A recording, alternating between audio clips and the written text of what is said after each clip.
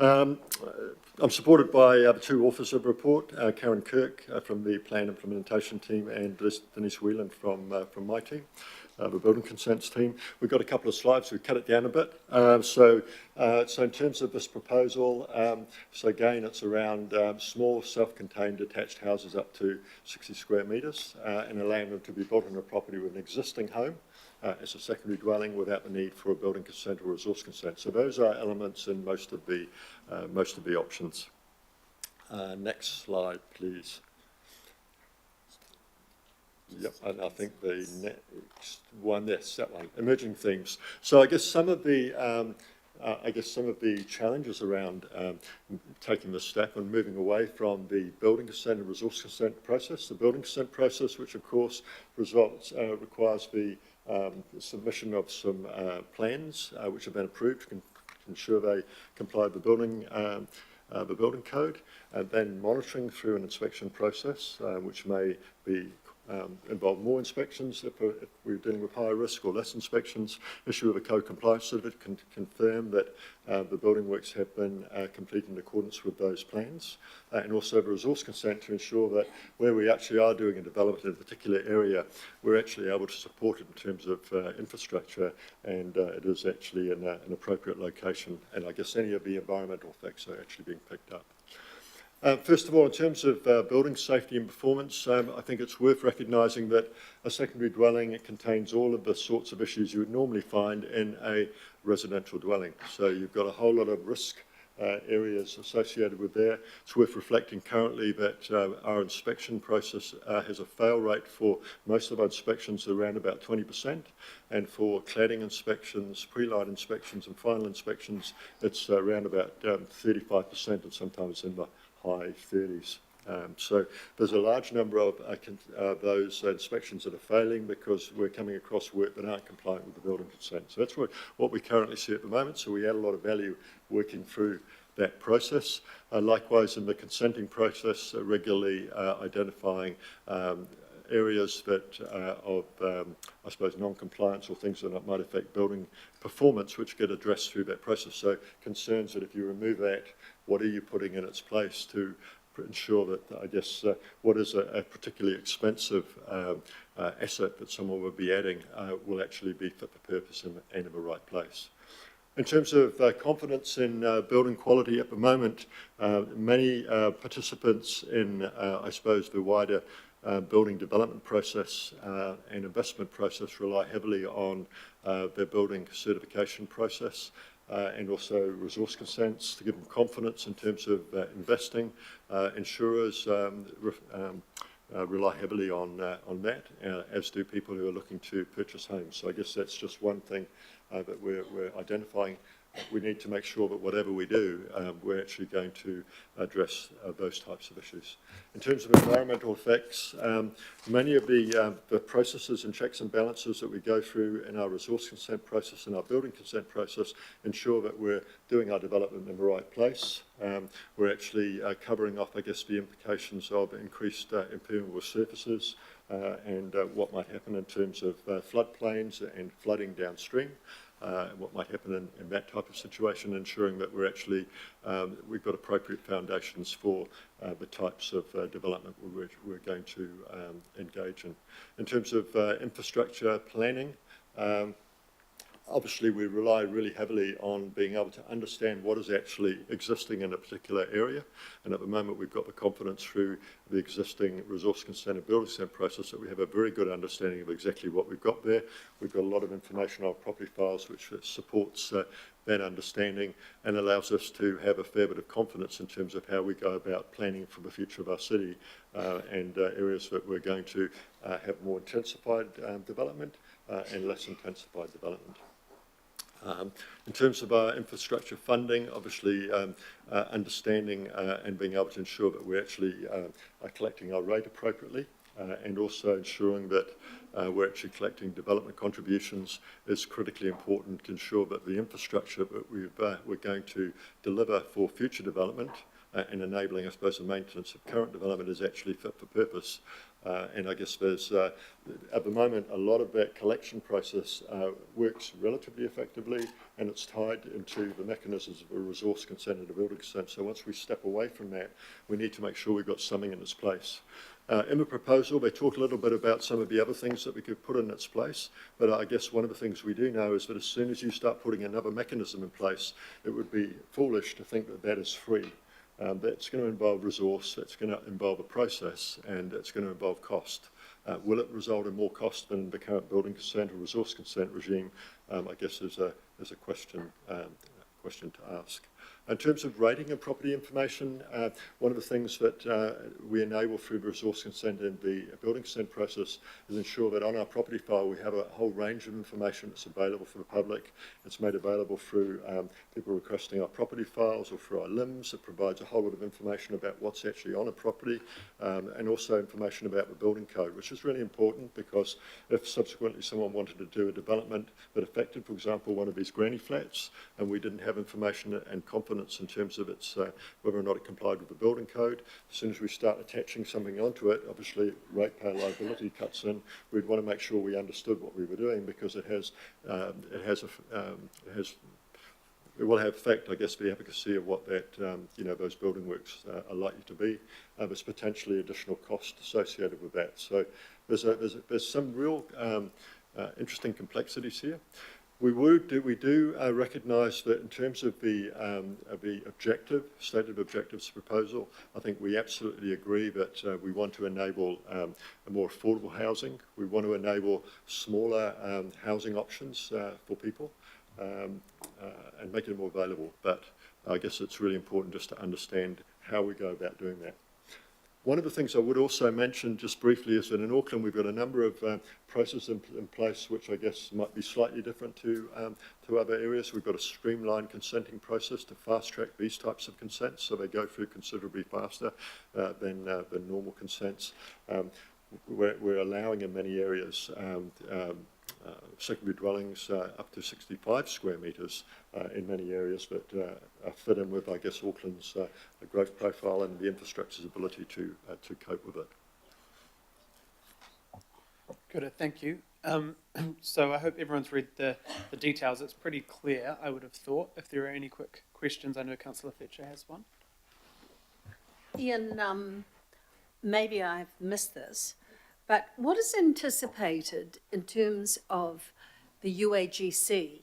Because currently on properties where there are additional kitchens and so forth, there are 2 UAGCs applied to that from a rating purpose.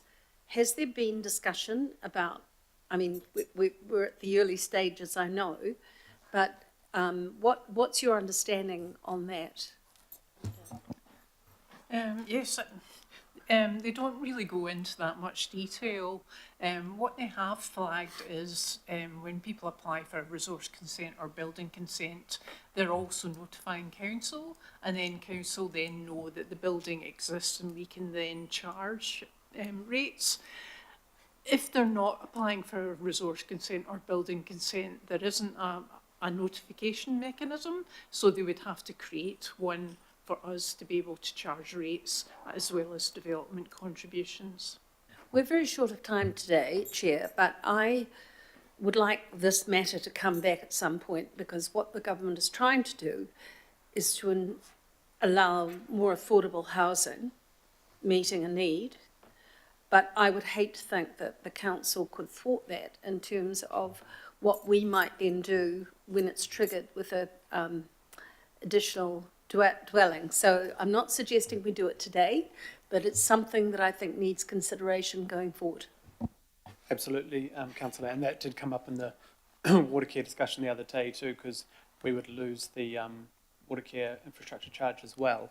And I think the target is to make this affordable, but this is about, what, 2 to 3% of a granny flat cost. It's not going to change necessarily much of the affordability, but I think that does need to come back. Well, it's affordability going forward, Yes. you know. Yeah.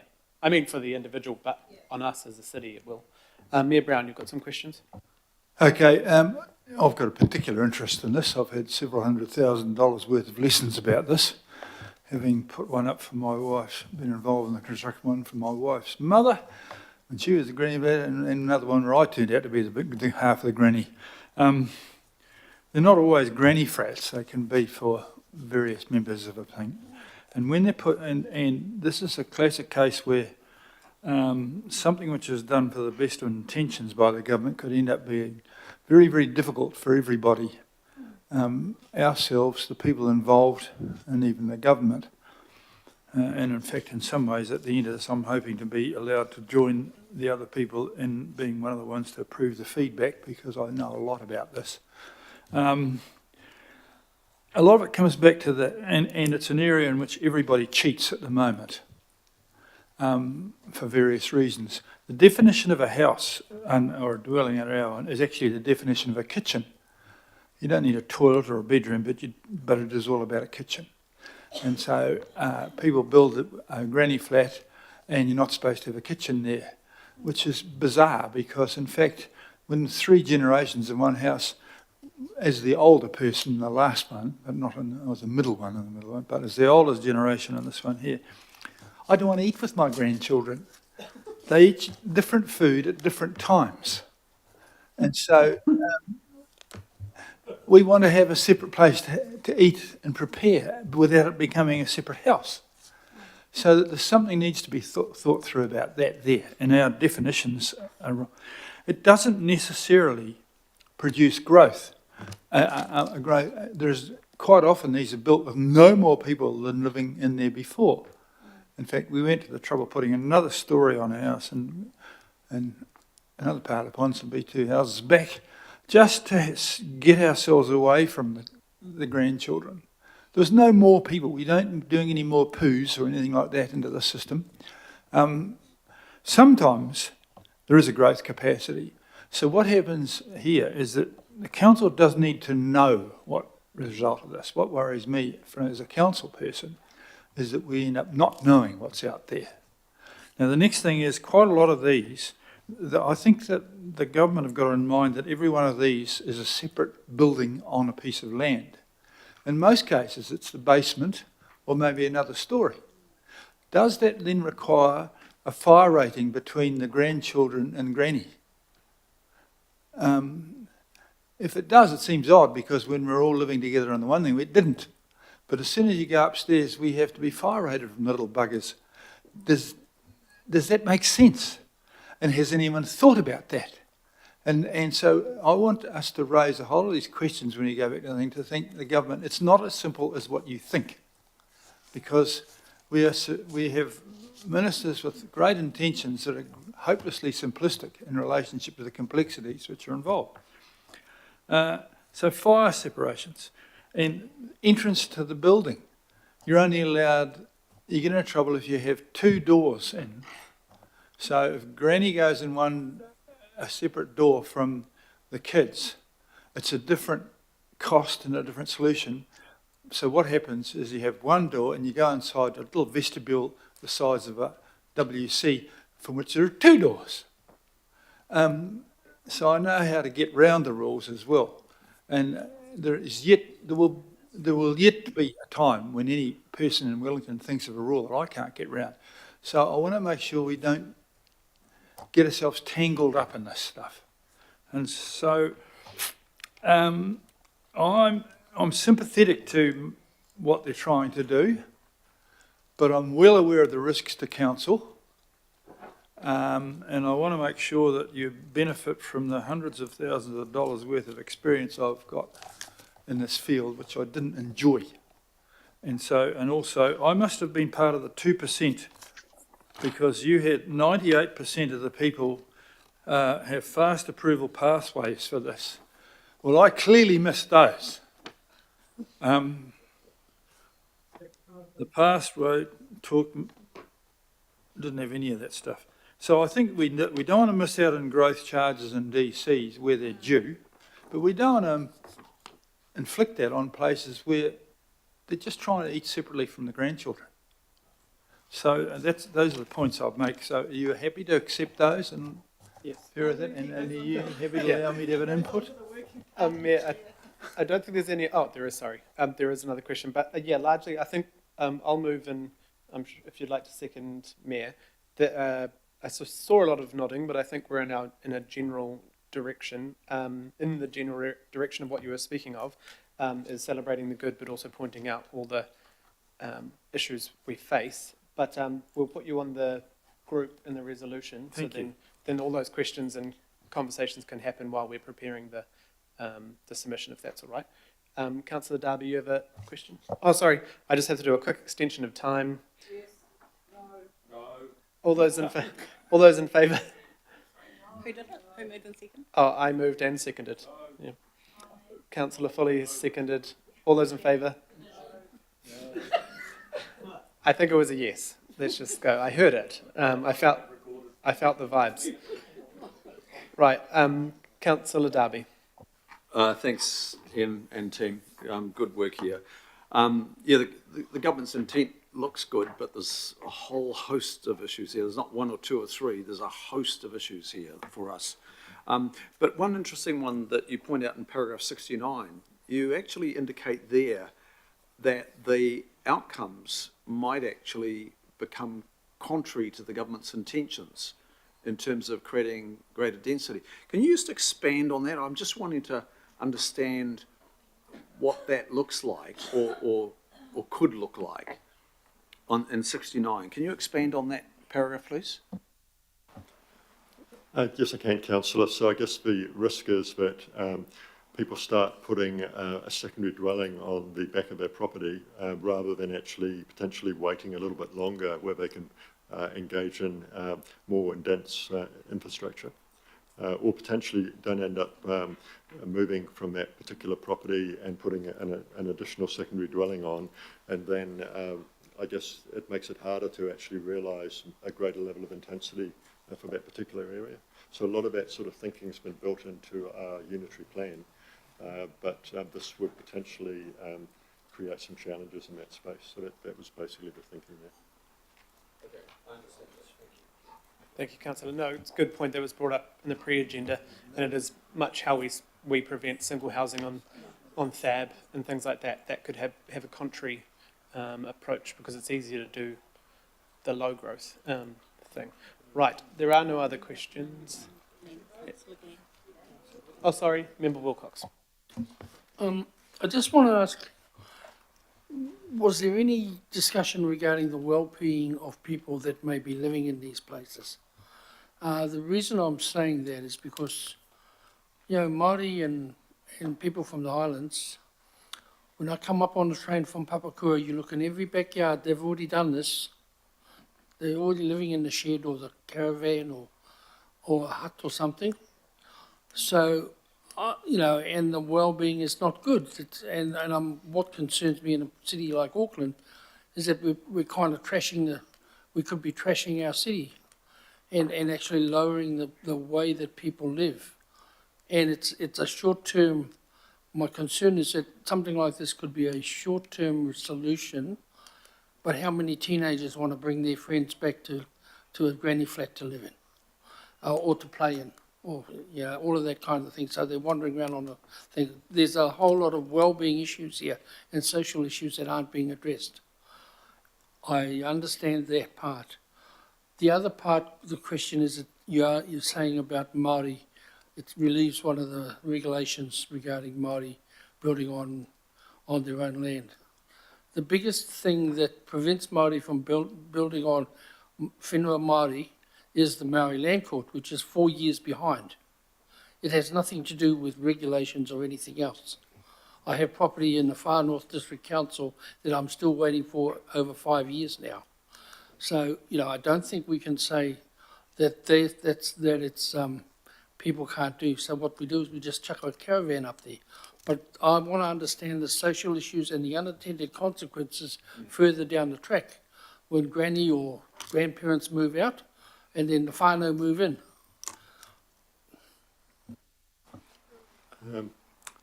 Yeah, I guess one of the concerns would be that you potentially would have secondary dwellings in areas that have very little amenity.